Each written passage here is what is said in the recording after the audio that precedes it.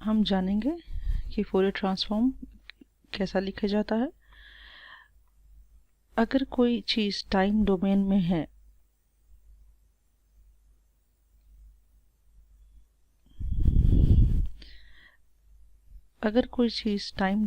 है वो कन्वर्ट होगी फ्रीक्वेंसी डोमेन में।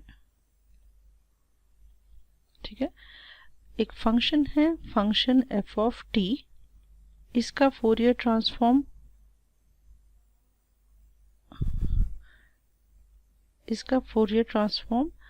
इस तरीके से लिखा जाएगा। F of T Fourier transform F of omega है। ये दो एरो मार्क्स डिफाइन करेंगे कि ये एक डायरेक्ट होगा, ये इनवर्स होगा। जब सामने से पीछे जाएगा तो डायरेक्ट फॉर्म होगा, जब एफ ऑफ ओमेगा से एफ ऑफ टी आएगा तो इनवर्स होगा। पहले हम लिखेंगे formula. F of omega Fourier transform is nothing but minus infinity से लेकर इन्फिनिटी तक function F of T into E पर minus A T D T. ये हमारा डायरेक्ट फॉर्म हो गया, डायरेक्ट फोरियर ट्रांसफॉर्म कहते हैं इसे। अगर हमें एफ ऑफ टी जानना है तो हम कैसा लिखेंगे? F of T is nothing but 1/2 pi integration minus infinity से लेकर इन्फिनिटी तक and F of omega E power J omega t D omega. ये आपका रहेगा इनवर्स फोरियर ट्रांसफॉर्म। अब दोबारा से हम लोग जानेंगे कि क्या डिफरेंस है इसमें। जो टाइम डोमेन में है वो फ्रीक्वेंसी डोमेन में चेंज हो रहा फोरियर ट्रांसफॉर्म में। Function F of T Fourier transform F of omega होगा, F of omega Fourier transform F of T होगा। तो हम फर्स्ट डायरेक्ट फोरियर ट्रांसफॉर्म लिखेंगे।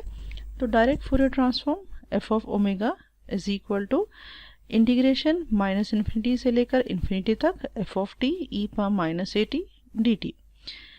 उसी तरीके से एफ ऑफ टी जानने के लिए जो कि इनवर्स होगा is equal to 1/2 pi integration minus infinity से लेकर इन्फिनिटी तक एफ ऑफ ओमेगा ई पर जे ओमेगा टी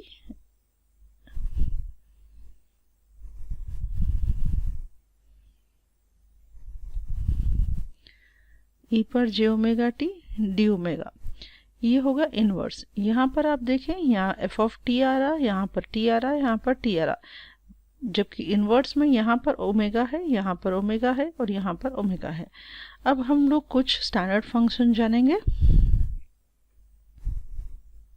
फोरियर ट्रांसफॉर्म हमें हर जगह फॉर्मूले के तौर पर काम आएगा और ये ऐसे प्रॉब्लम्स में भी आएगा, शॉर्ट में भी आएगा। तो पहला क्वेश्चन हम लिखेंगे, फाइंड the Fourier transform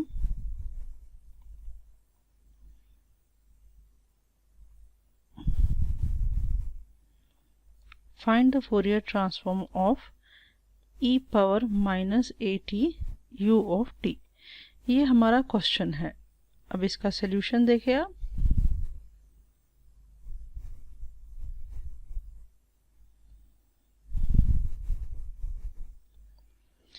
अब ये क्वेश्चन में हमें फंक्शन क्या दिया हुआ है? ई पर minus A T U T. तो हम फर्स्ट लिख लेंगे कि फंक्शन क्या दिया हुआ है। टी डोमेन में दिया हुआ है एफ ऑफ टी ई पर minus A T U of T. अब हमें इसका फोरियर ट्रांसफॉर्म फाइंड करना है।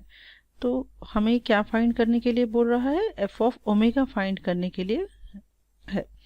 अब नेक्स्ट हम फॉर्मूला लिखेंगे। एफ ऑफ ओमेगा का formula is nothing but integration minus infinity से लेकर इन्फिनिटी तक F of T E power minus A T D t. अब हमें लिमिट्स जानना है। लिमिट्स कहाँ से मिलेंगे?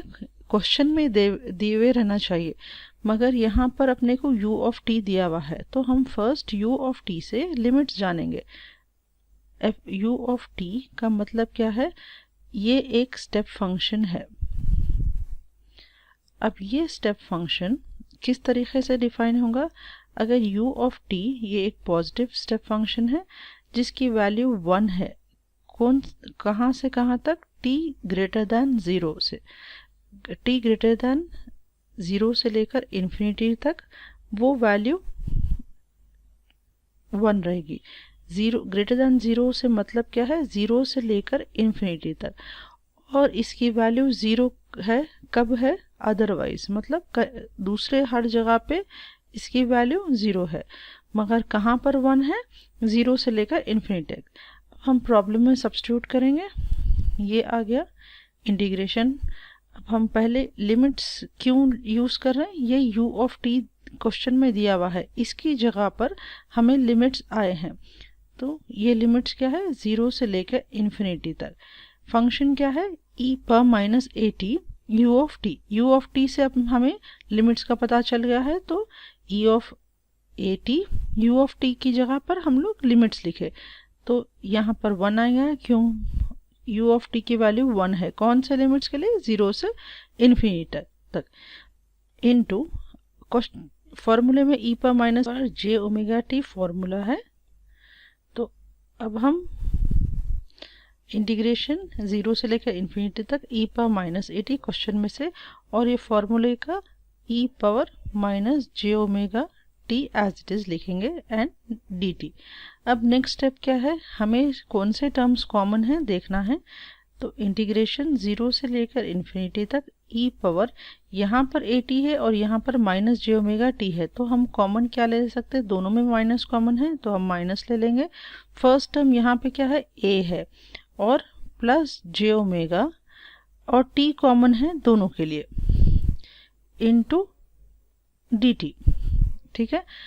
अब नेक्स्ट स्टेप हम क्या करेंगे? इंटीग्रेशन करेंगे।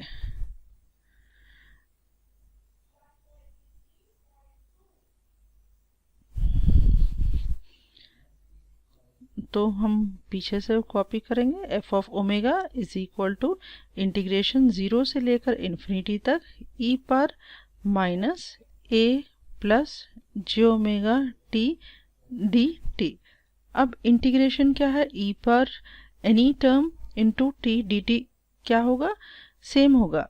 यहाँ पर हम लिखेंगे e पर अगर कोई टर्म है, e पर x है, ये फॉर्मूला है, इज नथिंग बट e पर माइनस एक्स। अगर e पर माइनस एक्स है तो इसका इंटीग्रेशन e पर minus x by minus 1, x के सामने 1 है।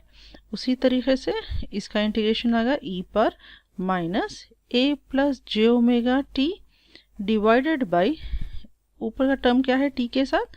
Minus a plus j omega. ये आ गया हमें वैल्यू। ये लिमिट्स किसके साथ है? 0 से लेकर इन्फिनिटी।